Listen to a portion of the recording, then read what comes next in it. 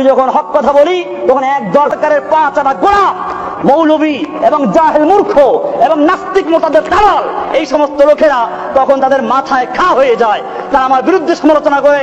আমি তাদের পরিষ্কার বলতে চাই, দালালি করো, আল্লাহকে সাক্ষী রেখে বলছি, মসজিদে বসে বলছি, বলো আজকে আল্লাহ তাআলা আইন দিয়েছেন, মদ সম্পর্কে বলেছেন, মদ, জুয়া, লটারি, মূর্তি এই সমস্ত সব শয়তানের কাজ। ফাজতানিবুহু, অমুসলিম জাতি তোমরা একে সম্পূর্ণভাবে বিরত পরহেজ করো।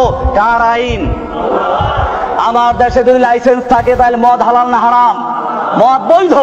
তাহলে যারা দালালি করে আমি তাদেরকে বলি, আল্লাহকে ভয় করো, আল্লাহকে ভয় করো, আল্লাহকে ভয় করো। কিয়ামতের মাঠে তোমার সঙ্গে আমার সাক্ষী হাজির হবে ইনশাআল্লাহ। সেদিন দেখা যাবে এই উলামায়ে সু যারা সরকারের 5 আনা গোলাম, সারা জীবন সুদ ঘুষ খেয়ে যাদের ভুঁড়ি নষ্ট হয়ে গেছে, ঈমান নষ্ট হয়ে গেছে, তারাই কেবল একমাত্র এই সমস্ত বিষয়ে আমাদের সমালোচনা করতে পারে।